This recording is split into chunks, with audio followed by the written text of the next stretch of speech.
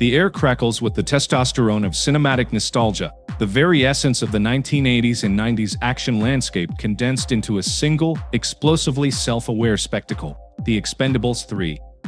This 2014 cinematic event, directed by Patrick Hughes and co-written by the venerable patriarch of pump action poetry, Sylvester Stallone, is less a film and more a reunion tour for a pantheon of grizzled screen legends, each a living monument to the era of practical effects, one-liners, and improbable feats of heroism. The premise, as is the tradition of this franchise, is delightfully uncomplicated. Gather the biggest, baddest names in the action genre, give them mountains of ammunition, and unleash them upon a suitably vile antagonist. This time, the personal stakes are raised with the introduction of Conrad Stonebanks, a villain carved from the same granite as the heroes, because who else could possibly pose a credible threat to Barney Ross and his crew? Stonebanks, portrayed with a snarling, unhinged relish by Mel Gibson, is revealed to be a co-founder of the Expendables, a ghost from Barney's past whom he believed he had eliminated years ago when the man went rogue, morphing into a ruthless arms dealer. The opening sequence sets a high-octane bar, an audacious, airborne prison break, a signature move for this team, designed to free the legendary Doc, a former team medic and knife specialist brought to life by a delightfully eccentric Wesley Snipes, who immediately steals the spotlight with his manic energy and a running gag about tax evasion. However, the mission to capture Stonebanks goes disastrously wrong. A brutal skirmish on the docks leaves one of their own, Hail Caesar, critically injured. This near-fatal blow triggers an existential crisis in Barney Ross. He gazes upon his aging, battered comrades, the very pillars of his life, and sees only vulnerability. The lesson he draws is not wisdom, but retreat. He unilaterally disbands the old blood, concluding that their age and loyalty have made them soft targets, too dear to lose in the inevitable bloodbath to come. Thus begins a controversial, yet narratively necessary, detour into the realm of the new blood. Under the guidance of Bonaparte, a mercenary recruiter played with smooth, avuncular charm by Kelsey Grammer, Barney scours the globe for a younger, faster, and crucially, more tech-savvy crew. This fresh-faced quartet, including a young Marine, a martial arts champion, a weapons expert, and a hacker, represents the modern action hero, all agility, digital finesse, and youth, a stark contrast to the old guard's analog ferocity.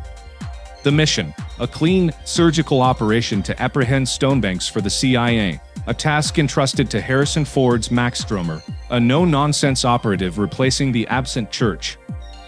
This entire middle section of the film is a fascinating, if divisive, commentary on the shifting sands of the action genre, pitting old-school brawn against contemporary tech. It's an intentional, metatextual move by Stallone to bridge the decades, but it temporarily sidelines the very actors the audience paid to see. The inherent problem with this strategy, of course, is that the young recruits, for all their speed and skill, lack the ingrained, hard-won experience and plot armor of their predecessors. Predictably, the new blood is captured in Stonebanks' lair in Eastern Europe. This moment of capture acts as the catalyst for the inevitable, glorious course correction. The mission, initially professional, becomes fiercely, irrevocably personal. Barney, fueled by guilt and fury, resolves to rescue them on his own, a final, sacrificial act to protect his family and the young lives he foolishly endangered. But the bonds of the original Expendables are thicker than Barney's stubbornness. In a sequence that feels like a collective sigh of relief from the audience, Lee Christmas, Gunner, and Toll Road refuse to be sidelined. They crash Barney's solo party, declaring their unwavering allegiance in a moment of pure, unadulterated, ride-or-die camaraderie. The addition of Antonio Banderas as Galgo, a motor-mouthed, utterly hilarious aspiring mercenary, further brightens the scene, providing not just comic relief but a surprising dose of heart to the assembled firepower. Even Arnold Schwartnegger's trench mouser and Harrison Ford's drummer join the fray, the former arriving, naturally, by helicopter, a flying deus ex machina of Austrian and Hollywood muscle. The climax is precisely what every viewer expects and demands: a spectacular, chaotic, and wonderfully excessive battle royale in a collapsing, abandoned structure. It is a clash of generations as the old blood and the new blood, now united, take on Stonebanks' private army. The sequence is a ballet of bullets, explosions, and hand-to-hand combat, a fittingly bombastic send-off to the movie's central theme of mentorship and legacy.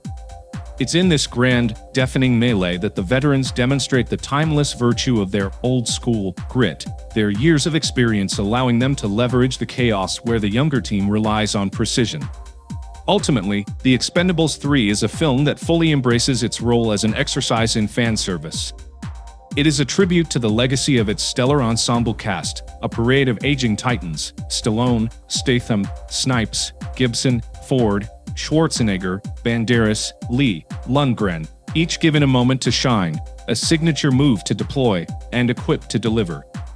The narrative, though occasionally lumbering under the weight of its own meta-commentary, serves its primary function: to justify an unprecedented gathering of action royalty in a single, gloriously destructive frame. It's loud, it's ridiculous, and it's a necessary, high-caliber dose of pure Hollywood escapism.